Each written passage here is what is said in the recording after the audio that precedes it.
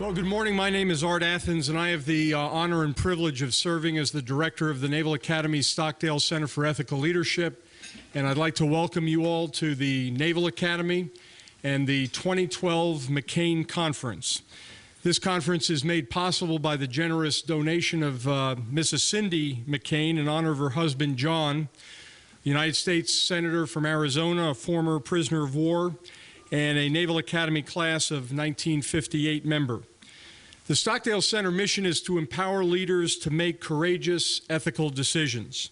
And the McCain Conference is one of our premier programs. The conference's annual theme coincides with the research work done by the Stockdale Center Fellows throughout the year. And this conference aims to bring together the best intellects in the military civilian communities to address challenges in military ethics and leadership. We intend for this conference to accomplish three things: to create policy recommendations for senior leaders, to develop strategies to effectively prepare present and future leaders to meet the ethical leadership challenges we discuss, and three, advance the dialogue amongst the thought leaders in this field. We will have 2 full days of discussion, debate, and reflection on the topic warfare in a new domain, the ethics of military cyber operations, a topic that is timely, relevant, and critical to our nation, our armed forces, and those who support those forces around the world. I do hope you will enjoy your time here in Annapolis. If you got here yesterday, it was a beautiful day, a little inclement today, but it's supposed to be really nice again tomorrow, so rain or shine, it's a great place to be. If we can assist in any way, the Stockdale Center staff, please let us know to make your visit more comfortable. To set the stage for the conference, it's my honor to introduce the 61st Superintendent of the Naval Academy, Vice Admiral Miller. Admiral Miller is a 1974 graduate of the Naval Academy and a naval aviator. Throughout his 38-year naval career, Vice Admiral Miller has served as a leader in forward deployed units and in high visibility positions in Washington, D.C. Admiral Miller commanded a squadron in the Arabian Gulf during Desert Shield, Desert Storm. He commanded the 3rd Fleet flagship, the USS Coronado, the aircraft carrier USS John F. Kennedy, and the USS Ronald Reagan Carrier Strike Group. In Washington, Admiral Miller served as the Deputy Assistant to the President of the United States and has the distinction of being the first active duty director of the White House Military Office. Prior to assuming his responsibilities as the superintendent, Admiral Miller served as the Navy's representative to Capitol Hill as the Chief of Legislative Affairs. Ladies and gentlemen, please welcome Admiral Miller.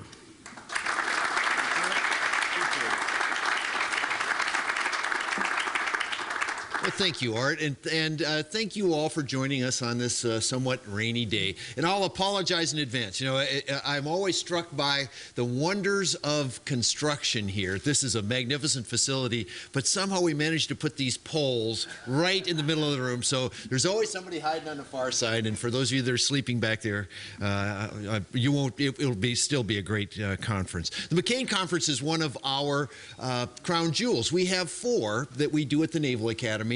Many institutions that you all represent have many more than that. But this is one that kind of brings in the higher level discussion that is so important. It's not focused on the midshipmen, which are typically what our other conferences center on. And so I welcome you here, and I welcome the dialogue.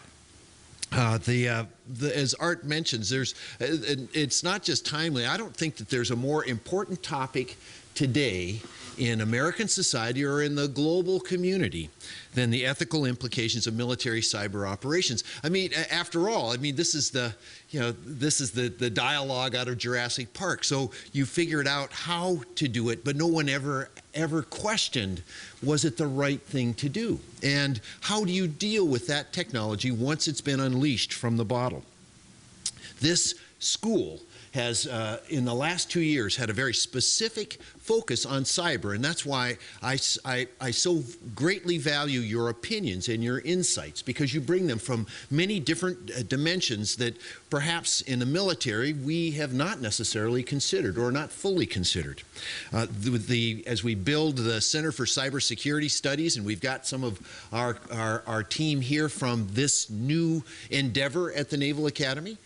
This is the first institution, to my knowledge, in America that mandates cybersecurity studies for a in order to be to graduate, to have a degree. And so we are trying to bring this coalescence, if you will, of intellectual power to help us look at where we need to go, both here but in American society.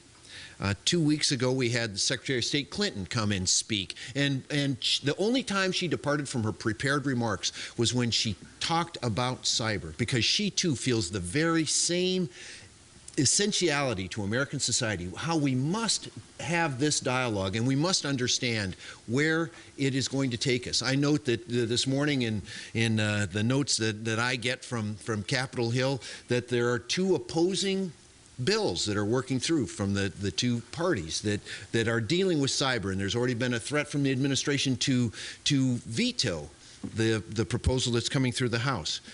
I think that dialogue is important. I'm not here to endorse one bill over the other, but I do think it's very significant that this would draw such attention at this time. When you think about all the other issues that are on our plate, it's clear to me that it's very important, having talked about it with the Secretary of Defense, the Secretary of State, the higher echelons, that this is something that we must deal with now. You know, there's a certain tendency for analysis paralysis.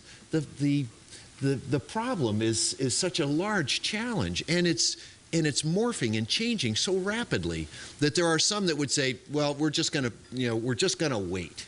Let's just wait. It'll sort itself out. And after all, it's pretty expensive when you start trying to deal with some of these issues. So maybe maybe we should just let it cook for a while. And at least our sense here at the Naval Academy is that we're behind, and that we need to take action now.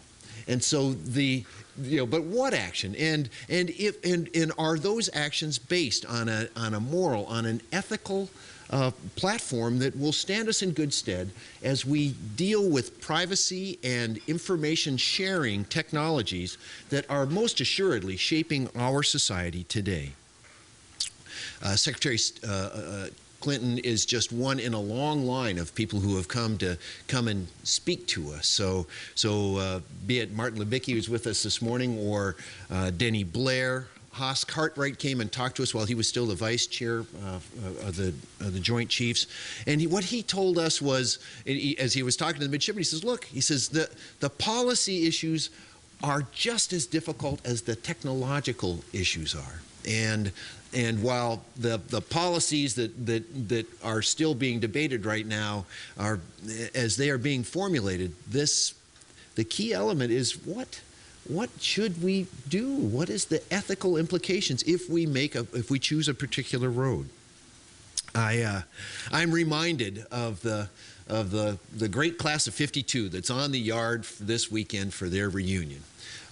They are probably hiding in their hotel rooms today, but the class of '52 includes some very famous people, and that would be Jim Lovell, the hero of Apollo 13.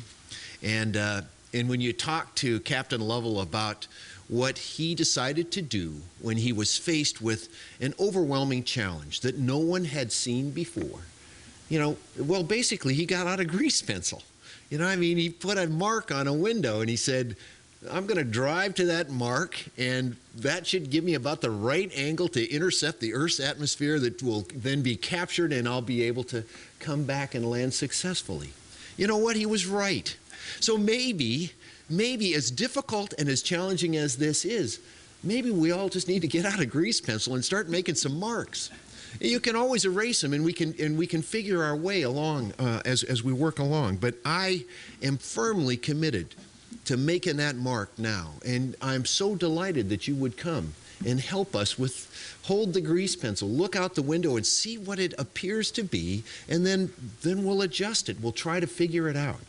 This school must be invested in it because I am convinced that in the technological world of the 21st century, the naval professional must understand the implications of cyber warfare, the moral implications, as well as the technological implications. I am admittedly a product of the Cold War, and we were constantly focused on how we would communicate in what we assumed would be a communications denied environment. Gee, it kind of sounds the same thing when people are taking over your networks and are able to morph your information. So as we examine the complexity of the issue, I would remind you all that sometimes your ideas that are planted here can germinate, and it may start from a very small seed, but it most assuredly will help us deal with what I am firmly convinced is one of the greatest challenges of the 21st century. So I thank you all for your time, and please, as Art says, if there's anything we can be doing for you, the accumulation of intellectual power that's in this room is something that is of great value to us, and I really hope that you'll share as much as you can. Thanks again for being with us.